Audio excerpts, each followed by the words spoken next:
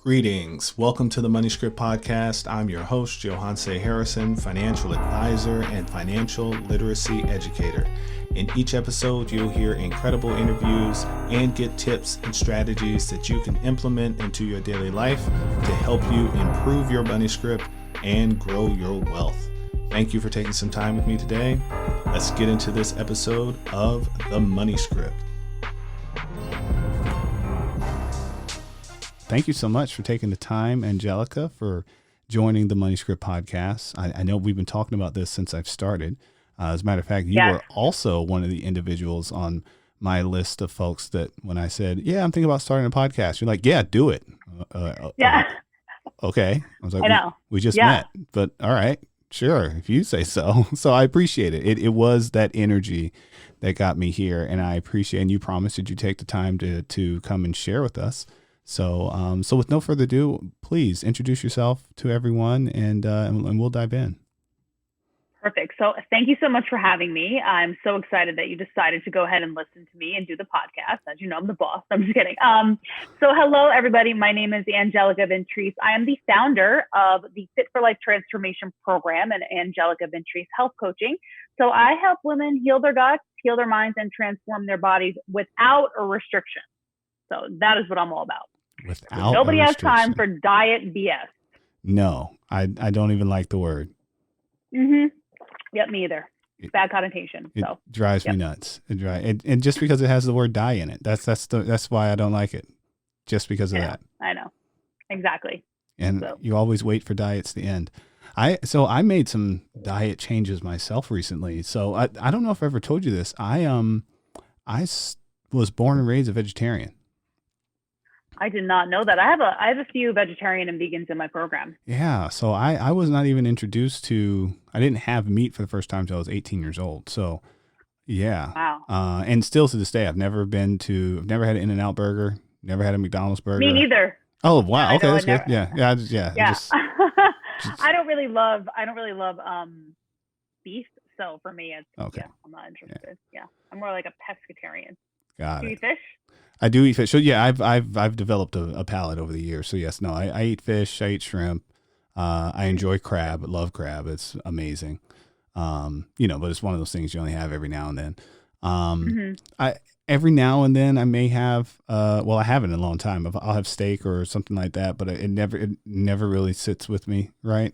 If you know what I mean. What blood type are you?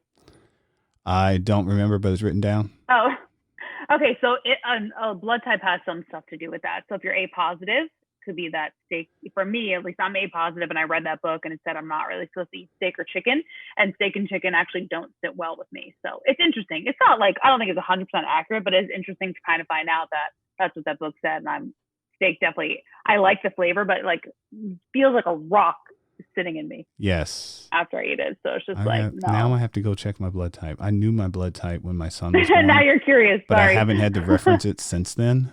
And since then I've had to deal with other people's blood types. So I don't recall my own. I have to look that up. Thank you. You're welcome. So, in financial planning, we spend a lot of time helping clients figure out how to have enough money to live the rest of their life. Whatever life experiences and lifestyle that they want. And often one of the biggest obstacles to having that lifestyle is the cost of healthcare. I mean, healthcare can easily add up to 30 to 40% of someone's expenses once they're over 70 years old. And a lot of it has a lot to do with how they're taking care of themselves up until that point. So totally. I'm just curious. I mean, tell me about tell me more about how you help people take better care of their health. I mean, especially now with everyone's, been locked inside for so long and trying to learn how to exercise at home, and gyms are closed. I mean, it's been tough for me. The gyms are closed. I haven't been to a gym in a month and a half, or no, in 3 months. I haven't been to the gym since March. 3 months. Yep. Me too. Yeah. So basically most diseases, we're speaking about healthcare. Unfortunately, most diseases are preventable.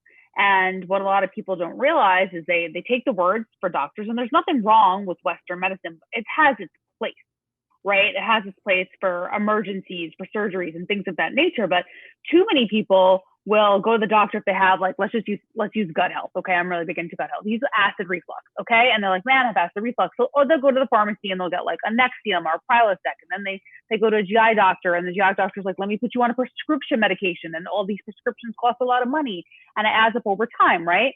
And maybe the symptoms go away for a little bit, but then we go back in a circle because they come back. Right. It's always like a quick fix. Does that make sense? So what happens is people end up spending a lot of money and they never get to the root cause of what's going on. I actually talked about this the other day in one of my Facebook posts. Are you an advocate of your own health? You know, you don't just want to take what the doctors say for face value. You really kind of want to do a little research or work with like a holistic health professional or a health coach and really dive into what's the root cause of all your symptoms, because a lot of things that are going on can simply be healed by healing your gut. Let's take sinus infections. People will go and get antibiotics, or they'll take all these different pills to try to help them with their sinus infections. But at the end of the day, if you clear up your gut and you clear up the candida in your gut, which is a fungal overgrowth, you get rid of your sinus infections. You get rid of your allergies. You get rid of all these things that you're spending money on, right? So it's like when I tell my son, because I had some allergy issues. It was tough growing up vegetarian. It was really tough, especially in high school when, you know, at that point I had to be responsible for making my own lunch. And of course, I'm an irresponsible teenager because it was just right. easier just to have $2.50 and buy a slice of cheese pizza from Domino's at school every day. And the more I did that, the more problems I had with my sinuses and allergies because I was, in a sense, lactose intolerant, but not to the point where I would have, you know, the bubble guts and all that Not stuff. anaphylactic. Exactly. Yeah. It just came to me in a different way. And when I learned to not eat cheese every single day of the week, all of a sudden I didn't have as many allergy problems. And totally. I've been telling that's so common. Yeah. And I've been telling my son, because he's been dealing with the same thing. I'm like, hey, we're related. It's what you eat. I was like, I don't know if it's for you as cheese. I don't know if it's processed food. I don't know if it's sugar. It's gluten, it's what, wheat, corn, soy. There's so many inflammatory things. Yeah. That's really what I teach in my program too. So it's not just, you know, counting calories. It's not calories in versus calories out. Our bodies are way too complex for that. It's actually, what are the quality of the macronutrients that you're intaking? So let's just do macronutrients are carbs, fats, and protein. So like an example would be, if you're eating turkey meat, ground turkey meat, is it quality, organic, grass-fed, no hormones, right? Or is it just random, this turkey meat was on sale and you're eating that over and over? I mean, here and there, it's okay, but what they eat, we eat, right? What the fish swims and eats, we eat. So we do have to be really conscious about what we're putting in our bodies. And it's really, really important to pay attention to labels and things of that nature. Now, how did you get into this? Where did you begin? Well, let me tell you. So over 10 years ago, I was 30 pounds overweight and I was doing medical sales. So I was your typical, like, on the go. I was doing well in my business, right? So from a business standpoint, I was making a lot of money. I was doing really well. Okay, hold on. Time out. I'm sorry. What? I have to interrupt you. Pause. Okay, wait a minute. So you all can't see her out there. We're actually on Zoom. So I'm looking at her and I was stuck on I was 30 pounds overweight. So let's just pause for a moment. I'm sure that photo exists somewhere. Where can people see your transformation? Oh, photo? Yeah. Oh, yeah. All over my social media. So if you follow me on Instagram, it's Ange_V, Fit for Life. That's V as in Victor. Or you can just follow me on Facebook, Angelica Ventrice. And if you didn't get any of those, just Google Angelica Ventrice and she pops right up. Yeah, and my website is angelicaventrice.com, so you really can't mess it up. V as in Victor, ENTRICE. Yep. Okay, got it. So okay. I also just started Twitter. I don't even know my Twitter name. I don't really go on Twitter. So Instagram and Facebook, send me a DM if you have any questions, and you'll see the photos of me. And some people think it's deceiving. They're like, that doesn't look like 30 pounds overweight, but I'm only 5'2.5". So it's deceiving in the photos because I actually am 30 pounds overweight there. So I was like 155 pounds in some of the comparison photos. So now I'm like 119, 120. Wow. Okay. So you were the typical American making good money. Exactly. You know, on the go. So because I was going from doctor's office to doctor's office, I would stop at Starbucks. I would stop at Dunkin' Donuts. And it was just like, I was just on the go. You know what I mean? And one day I was like looking at myself in the mirror and I was like really unhappy, very disgusted with myself. And I knew I didn't know what I was doing for sure. So I would do cardio like all the women I meet. They're like, well, I'm just doing cardio and my body hasn't changed because cardio is not the answer to fat loss. So I finally hired a coach who helped me lose the weight. And through my journey with him, I felt super inspired to do that. I was like, this is what I want to do. It just was like an epiphany. It hit me. So I started studying personal training. I started studying fitness while I was still doing medical sales. Then I had my full transformation and just decided to leave my medical sales job and move to California to start my my personal training and nutrition business. And now I live in Maui and I have a full-time online health coaching business. So that's where I came from. It was through that journey of losing the 30 pounds that I realized if I could do it, that I could help other women achieve that. Because I thought I was stuck. I was like, it's my genetics. My parents are fat. I have this syndrome. I have hypothyroid. I have polycystic ovarian syndrome. I have like all the things. I was like making lots of excuses, you know. Wow. I was rationalizing and I was having self-limiting beliefs, and you know, I'm sure people can relate. Oh yeah, no, I went through a similar journey. Yeah. Let's see. I think I was how many pounds over? Well, I lost 30 pounds. So I guess you could say I was 30 pounds overweight. And yeah, like I can't picture you. Like, I have not seen any pictures of you. Pictures don't exist of that time frame. It is hard to find. I know. I'll ask my mom. I'm like, can you send me more pictures from when I'm overweight? She's like, I literally only have these two. She's like, you did not like taking pictures. Same thing. I asked for some acne photos because I had severe acne and now my skin's really clear, as you can see. And she couldn't find any. And I think it's because I hid. Right? You hid. You didn't want to take photos. I know that's exactly what I did. I know that I hid. I do. I'm like, Mom, I need them for my business. It's important. Oh yeah. I don't want people to think I'm lying, but you can tell in the photos. Yeah. Oh no. Absolutely. So I'm curious. For clients that you are working with now, you know, in light of everything that's been going on with the pandemic, with us, hopefully a lot more of us focusing more on health, but also being so restricted as to what we can do. You know, like I said, with gyms being closed and things of that nature. How has your business adjusted in these times to help cope with that? It's exploded because this is why. People realize that not being able to go to a gym, they have a loss of a sense of community.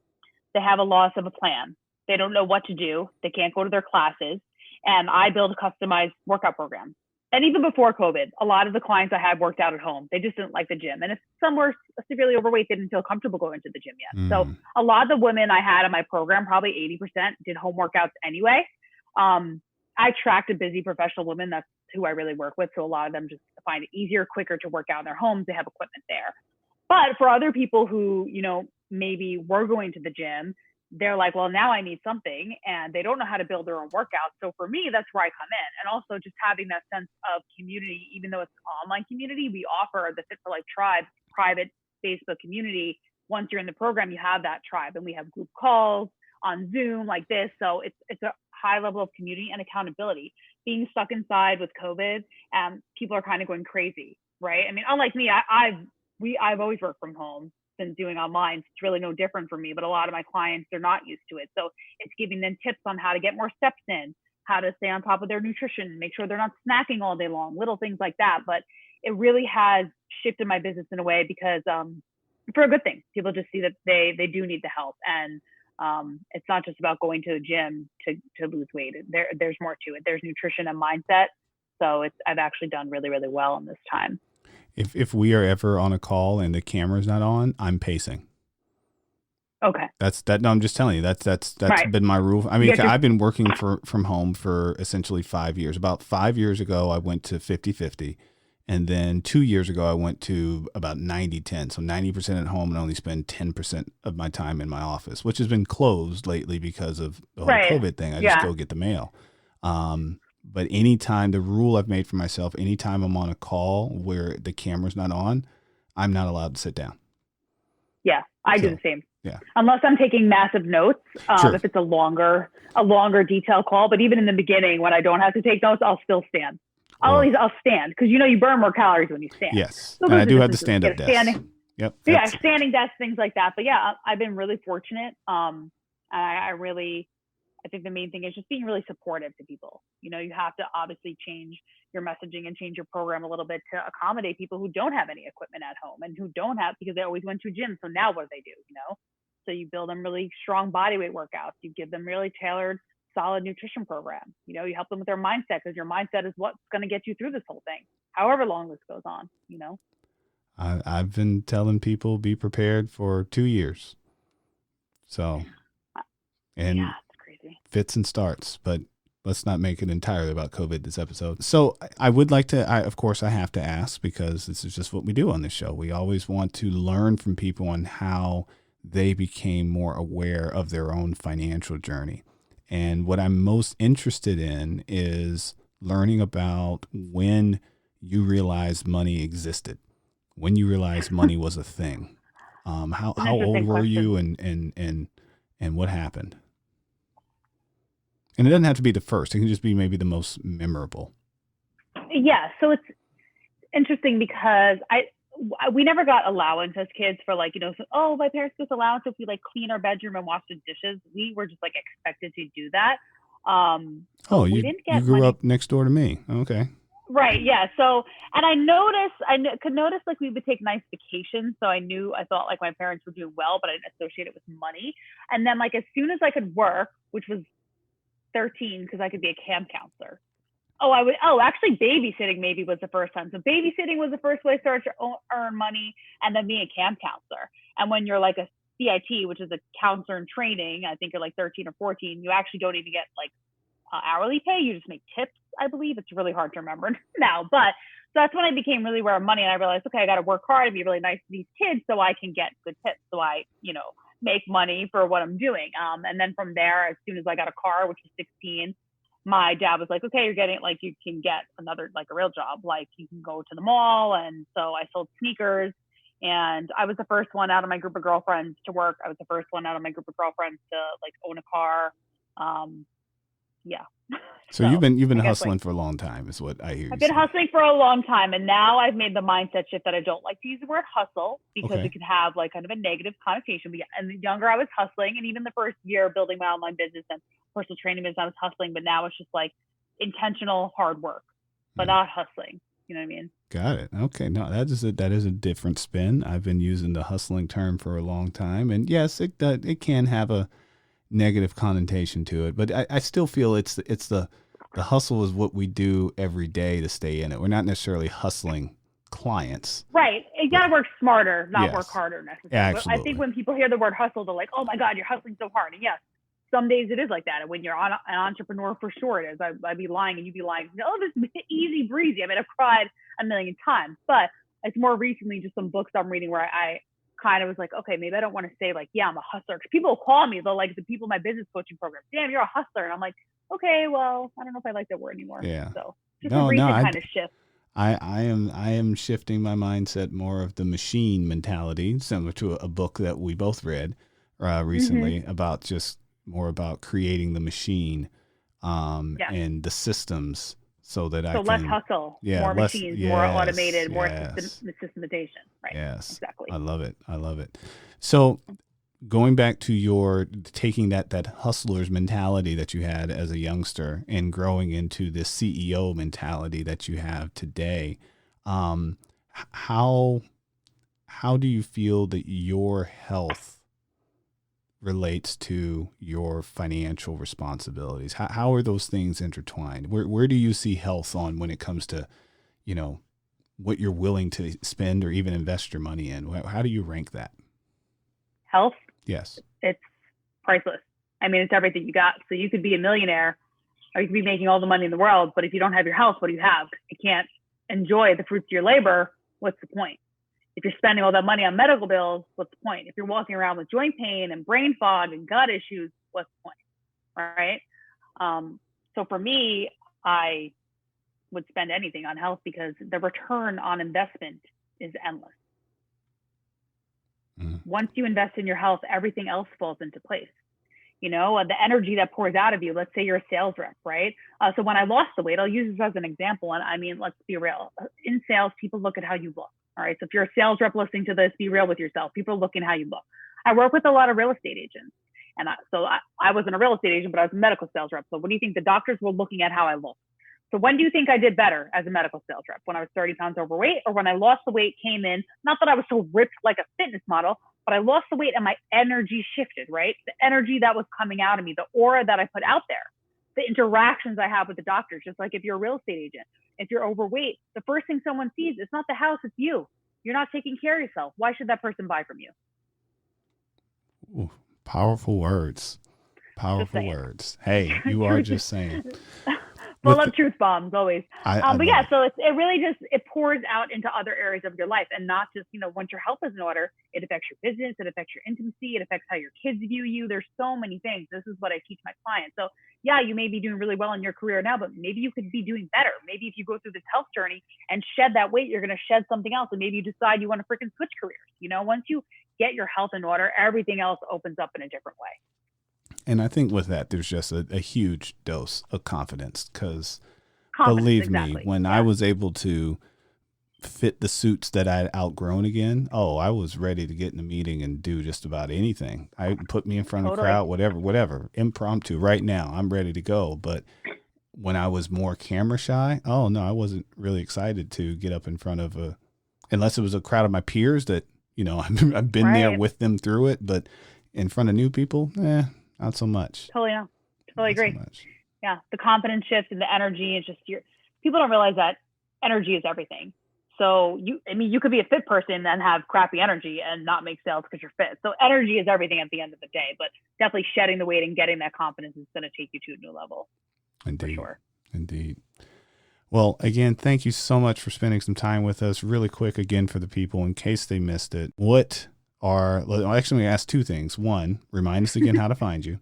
And two, if you were to give one or two quick tips that someone could take action on this week to help get themselves in better health, what would they be?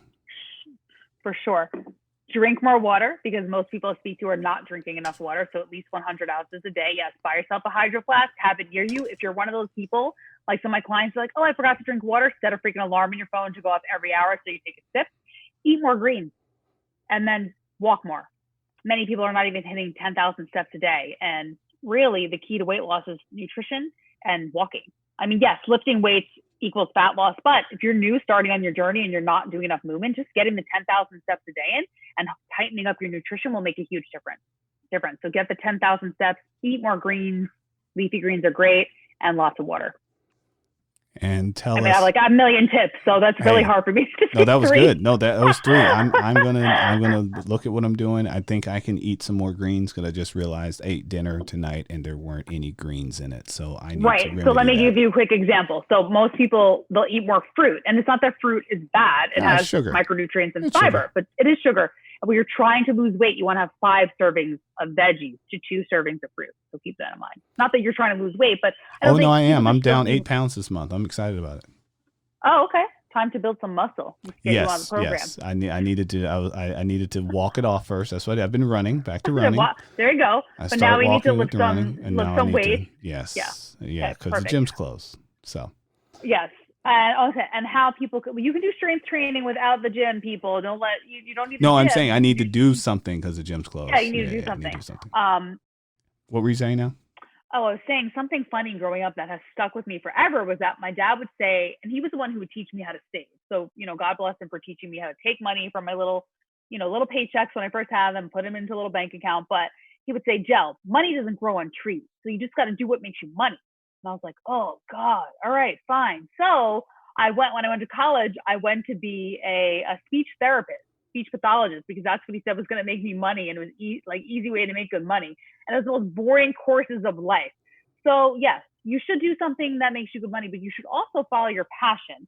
So actually on my website, there's an article that I wrote about following my passion, and turning it into a career. So you can do both. Just thought people should know that. Like, you can have a passion and then you could also make money. So you don't just need to do what just makes you money. So yeah, that always stuck with me. And now I kind of laugh about it. And I'm like, oh, look, I'm doing what I love, helping people, changing people's lives, and making good money. Making real good money. Hey, cheers to both of us on that, because I've also found a way to I enjoy math, numbers, all that stuff, and I enjoy people. I was like, oh, wait, I can put these together. and make money, really good money. Yeah. And help people, make an impact. I love it. You can help people making really good money. Parents don't always know what they're talking about. No, that is very true. That's very true. Okay, so how you can find me, Angelica Ventrice on Facebook or Instagram, Ange_V, Fit for Life. Wonderful. Well, again, we appreciate you spending some time with us. You enjoy sunny Hawaii. It's like 10 o'clock at night here, and your day is really just getting started. 5 p.m. is time for me to have a little pre-dinner snack because I'm hungry. So there you go. We'll get those nutrients in. Hopefully there's some veggies on that plate, and we will talk again soon. All right. That was awesome. Thank you. Thank you. Let your dad know, by the way, that you met a farmer in Hawaii, and his money does grow on trees.